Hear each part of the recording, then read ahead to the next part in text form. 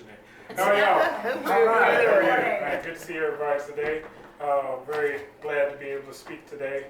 As usual, I have things going on, thoughts going on in my head, and I'm studying and I'm reading and I'm putting stuff together. So it's good to be able to come and put it all out there. So, is it really so hard for everyone to be nice to each other? Is it really that hard? Some say no.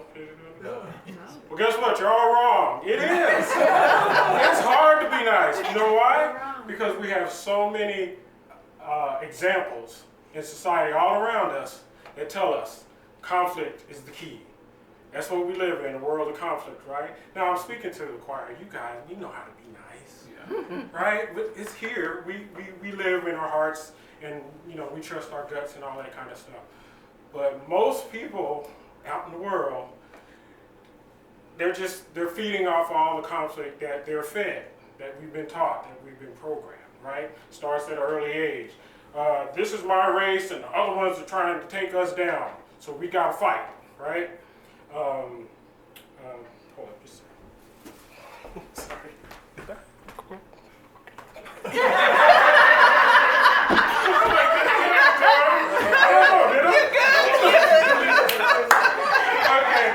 it just popped in my head.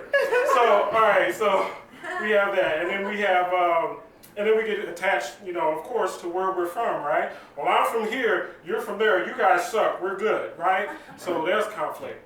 Then, of course, we have things like religion, right? My religion is right, yours is wrong, right?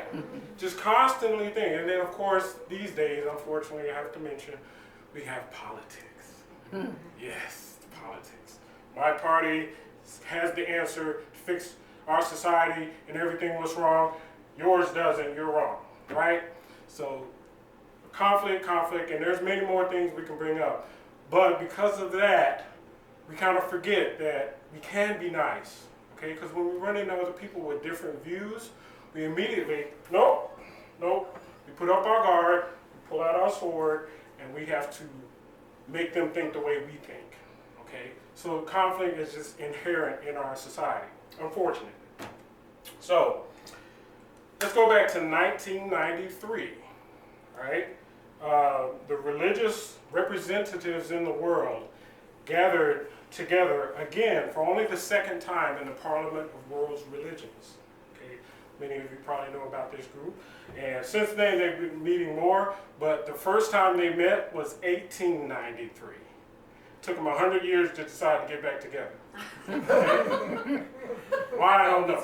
But that's what happened, all right? But since then they've been meeting more regularly and stuff. So they got together and they decided, you know, the world is just too much turmoil, too much conflict.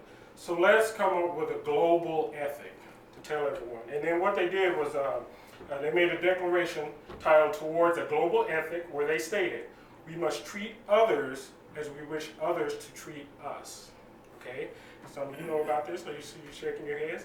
So what this was an attempt to do was to bring more light, to bring back up this thing that we know in the West, in America, and especially most people in Christianity, as the Golden Rule.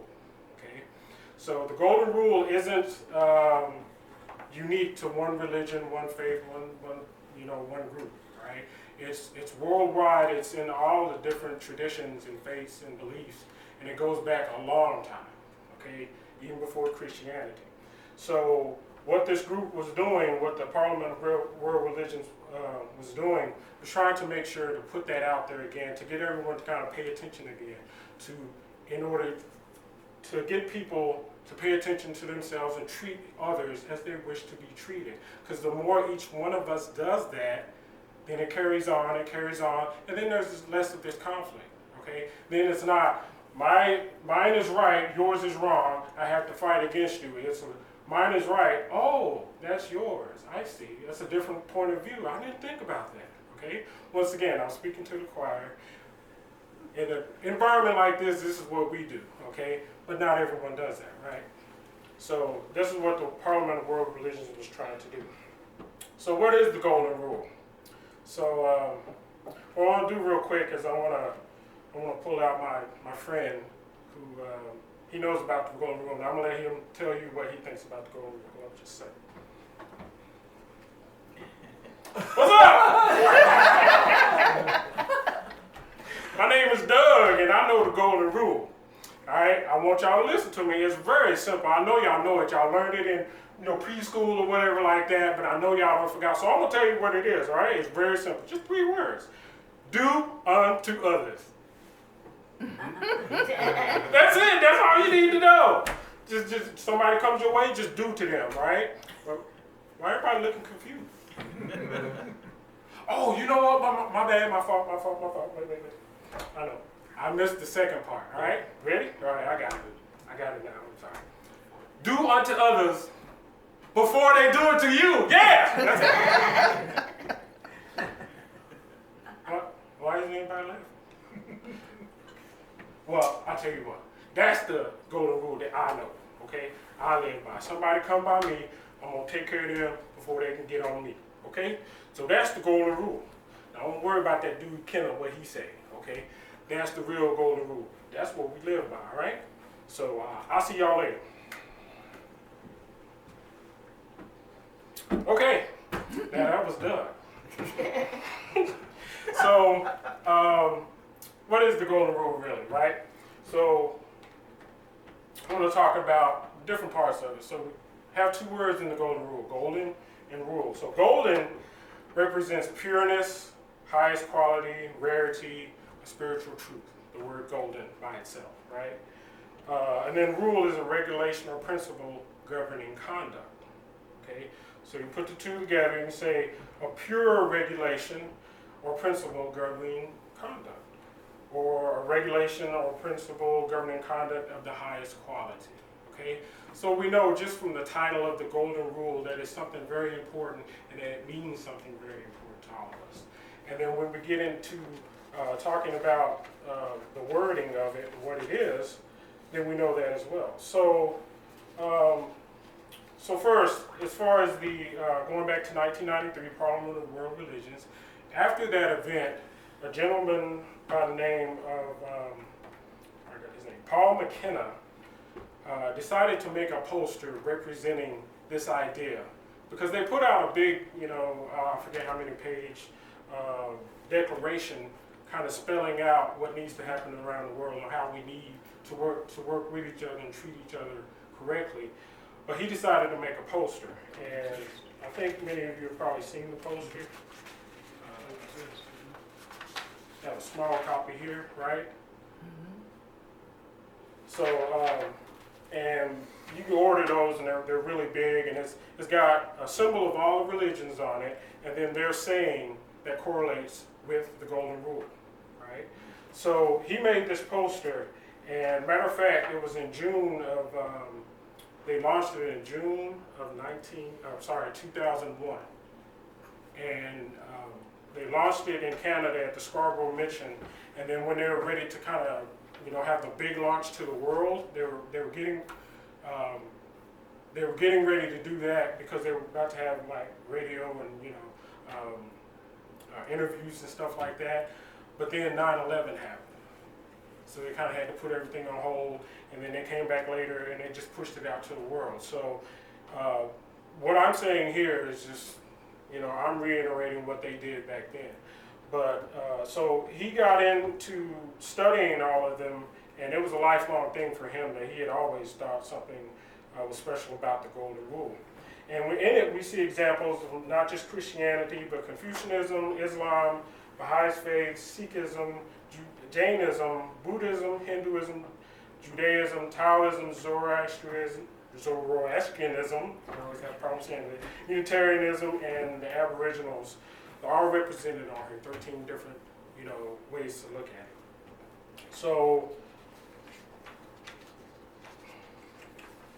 I'm just going to give a couple of examples, not all of them, a couple of examples. So we know in Christianity, the quote is from Jesus in Matthew 7:12, "In everything do to others as you would have them do to you, for this is the law of the prophets."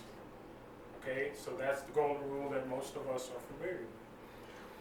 So now a lot of the other sayings on here that were pulled up, and they did research about all the different faiths. A lot of them use a different type of language, and I think that jumped out at me when I was kind of studying and looked at it. And the language is, and I'll use the Buddhist version as example, because they use a negation in it. They're saying, don't do this because of this. Where the example from Christianity just says, do this. Okay? So, in other words, in Buddhism, treat not others in ways that you yourself would find hurtful. Okay? And then, what's another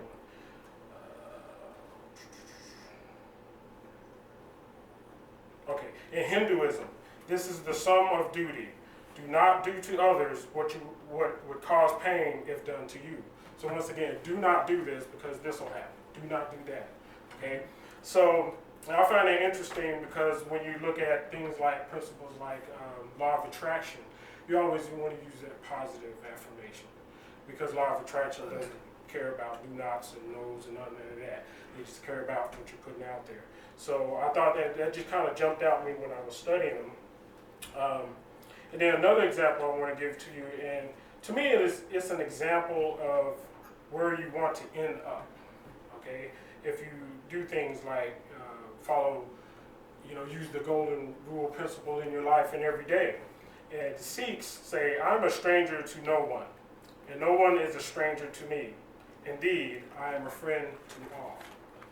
Okay, I really like that saying because that's what I think a lot of us would like to be. We want to be a friend to everyone. I know a lot of people say that, but do you practice that? Being a friend to everyone. And like I said, once again, I'm preaching to the choir, not talking to anyone in here. So on this poster, it has the different sayings, and I do want to point out that in doing my research, I had someone point out to me as well. On this official poster that they have, one of the sayings is slightly different than what the official text say, and it's the Islamic version. So on the poster it says, "Not one of you truly believes until you wish for others what you wish for yourself," and that's attributed to the Prophet Muhammad in the Hadith, not actually in the Quran. But what the actual saying, when you do research, is it says, "None of you truly believes until he loves for his brother what he loves for himself." Now, you can find a lot of different other translations and stuff, but they pretty much center around that. And the key word is brother. And not to be a Debbie Downer on anything, but when I read it in context around some of the other hadiths around it, he's specifying for Muslims, not for the whole world. But that doesn't mean we can't use that, because the people who were representatives of Islam's, who were part of the interfaith movement and who were part of this, making this amazing poster, they sought to reach across, the religion, not to just be, in one group and closed off. Because we know some fundamentalist groups in every religion are like that. They're the ones who want to fight for their beliefs and put them on other people and not share and not work together.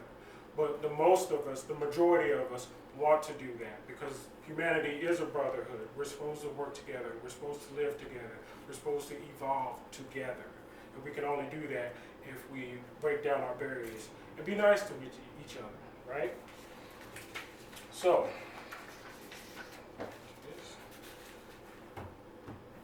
all right, so what's the purpose of this, other than just being nice? I think there's a higher purpose to the Golden Rule, and the fact that it's represented in all of the faiths, all the religions, all the traditions all over the world. I think it's an attempt to guide us towards good karma. Okay, so we know karma. What is karma? Karma is, a definition in dictionary, the sum of a person's actions in this and previous states of existence viewed as deciding their fate in future existences, right? We know that from Buddhism and Hinduism, that's where we get the word karma from. Most people just think of karma as that thing that you do something bad and it's going to come back to you. But karma is more than that. It's you do something good and it's going to come back to you. That's the part that people, I think we need to put more emphasis on, okay? Because the more good you do, the more good will come back to you. And don't think about the bad. Don't think about doing bad things. Now from this amazing book that I don't remember where I got it. I might have gotten it from someone. Karma and Reincarnation in Hinduism. It broke it down even further, and that's the amazing thing about Vedanta is I love studying it so much. Vedanta and Buddhism, because they go into details about things that we just take for granted. I mean, they explain things in crystal clear detail, and it's amazing. So I'm going to share with you a couple of things about karma that they talk about. So first of all, the definition: for every deed performed by a person, good or bad, there's a resulting fruit that ends up being good or bad. All right, based on what you did. So if you do good things, you know, and the word fruit is very important because I'm going to explain why. So first of all, karmas are either good or bad, shub or ashub, I think is the word. And then you have three types. So now there's an analogy, or they have a picture in the book of a person holding a bow and arrow. And they have an arrow and they're drawing it back. There's one already in the air, and then they have their quiver. Now all of these images are important because first of all, the arrows in the quiver are called the sanchit karmas. Those are ones that are stored until they are able to ripen, right? So once again, that word fruit, that's why we used the word fruit earlier. They're the ones that are stored. They have been shot off at some previous time or previous life, and they're here waiting for, you know, time for them to come back to you, as in whatever you did. The prarabdha karmas, ripened, forming present form and experience. Those are the ones that you've already shot off long ago, maybe in the prior life, and they kind of make you who you are, okay? Whether it's your physical appearance or the way your thoughts go, the things around you, everything is based off of your karmas from previous, whether it's earlier in this life or in your previous life. But those are those karmas. And then the kriyaman karmas, those are ones that are happening presently. So me up here speaking right now, your thoughts, the actions that each one of us takes today, those are the kriyaman, those are the ones we're shooting off right now. So if someone's got a flat tire, I hope someone helped you, I don't know, you know, if they came and, you know, helped Glory out, then they were, you know, shooting off good kriyaman karmas at that time. And they ended up back in their quiver, all right, and then sometime later in the future, they will ripen. The fruit of that person's good actions will come back to them, okay? So that's a short version of the explanation of karmas, and like I said, why we, the bigger reason to why we need to do things like pay attention to the golden rule, because of karma. Another example, so I told a couple in here that, you know, the Matrix trilogy is just an eye-opening movie for me. It kind of, early on, made me just kind of go, what's going on, you know? So in the trilogy, the second movie called Matrix Reloaded, Matrix Reloaded, there's a character called the Merovingian. All right, he's a Frenchman, okay? So if you've seen the movie, you know what I'm talking about. And he is arrogant as all get out, right? He's very arrogant, he's very pompous and everything. And when they come to him, because they need to get the key maker, right? A lot of analogies and parables and stuff in the movie, you know, tied to spiritual awakening and stuff. They need to get the key maker, and he's holding him hostage. Well, they're sitting at the table, and, you know, he's messing with him, he's playing with him because he doesn't want to give this guy up. And he decides he's not going to do it, and then he gets up from the table and says, I'm leaving. And So his wife, Persephone, asked him, where are you going?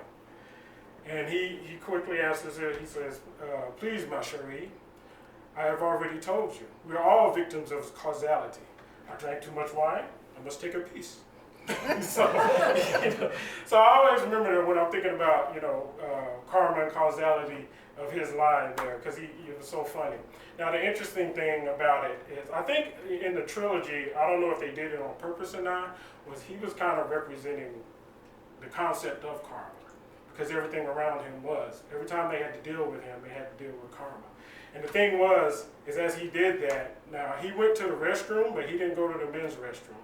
He went to see a lady that he had done something to earlier. So his wife knew that. So guess what she did? She gave Neo and them this key maker that they were looking for that her husband wasn't going to give them. And she told him about it. So when he came back and asked her, he's like, why did you do this? She says, cause and effect, my love. So she handed him karma right there. So that's an example of quick fruits ripening right there, ripening quickly. Also, so that was a while back. Presently, we have a movie out in the theaters right now. Some of you may have seen it. And I saw it a couple of weeks ago, The Joker, right? I don't know if you've seen the ads for it or seen it, but I was curious about it because for a couple of reasons. And within the first 5 minutes, it kind of affirmed it. I look at certain actors, and I can see that their craft is more inherent in their personality, who they really are, than an act. Okay, some actors can do that. They can act really good. They can hit that switch and be another person. Some actors are just really playing who they are. Okay, so one example is Robert Downey Jr. Robert Downey Jr. Yeah, he pretty much, when you see him on screen, he's always the same because that's who he is. And they pay him big money to be that quick because he's so entertaining to watch him just talk and be, have wits, and they let him play with the scripts and they just let him ad-lib right there on the movie set. All right, so another actor, the star of The Joker, Joaquin Phoenix, I've seen him in a couple of movies and I saw some interviews, and to me I can tell that he's a troubled soul, it looks like to me. And so when I watch him in a movie, I can see that. That's just my opinion. But as far as the roles he's given, the roles of someone with a troubled soul. So it seems like it's not very hard for him to pull that off. So as I was watching the movie The Joker, I'm seeing this all go. And without giving the movie away, at the very end, they have a quote. So that you get what you deserve. And if you tie that in with what I just said about a troubled soul, and he was troubled the whole movie, okay, and he wasn't getting help. And we see that, we know that happens sometimes in society. But if you're interested, check out that movie, you'll see what I'm talking about. An example of karma coming back, all right, to some people was that, because that was the point of the movie. I watched movies, and when I was younger, I used to watch movies just for the action. Hey, guns and bombs blowing up and this and that, action and fighting scenes. Now I watch the movie and I can't help but see whatever the message the writer or director was trying to get across. They'll put a line in the movie. Sometimes it'll be one line and I'll be like, that's what this is all about. So that jumps out to me these days. So, karma. That's the reason why we talk about things like the golden rule. We want for everyone to practice building good karma. Okay? We want it for ourselves, we want it for our family, we want it for our friends and everyone. So I think what we need to do is, as a society, we need to first remember this. We need to remember the golden rule, which all of us knows, however you want to remember it. But then practice it and consciously practice it by sharing it with other people and reminding them. And I say that knowing this, why is it still so hard to be nice? So we've consumed, like I said earlier, we've consumed so many examples of division and conflict, like I talked about earlier, that some of us have forgotten there's an option to be nice. there is an option to be nice. And we have to remind our people that we see every day, like at work and stuff like that. We just have to, whether through our example or through your words, just remind them that you can be nice. You don't have to be that way, sometimes. So lastly, I want to leave you with a couple of verses from the Dhammapada. I'm not sure how to say it. It's the collection of Buddhist verses. And the very first one, chapter 1, the very first verse, called the Twin Verses, the very first one just jumped out at me. And it's connected to this. And it goes, all that we are is the result of what we have thought. It is founded in our thoughts. It is made up of our thoughts. If a man speaks or acts with an evil thought, pain follows him, as the wheel follows the foot of the ox that draws the carriage. Okay? So, twin verses, that means there's one that just like it, it's just twin. So here's the second part. All that we are is the result of what we have thought. It is founded in our thoughts. It is made up of our thoughts. If a man speaks or acts with a pure thought, happiness follows him like a shadow that never leaves him. Okay? So let's live life with our happy shadow looking up at us. Okay? And pass that to everyone that we can. Thank you very much.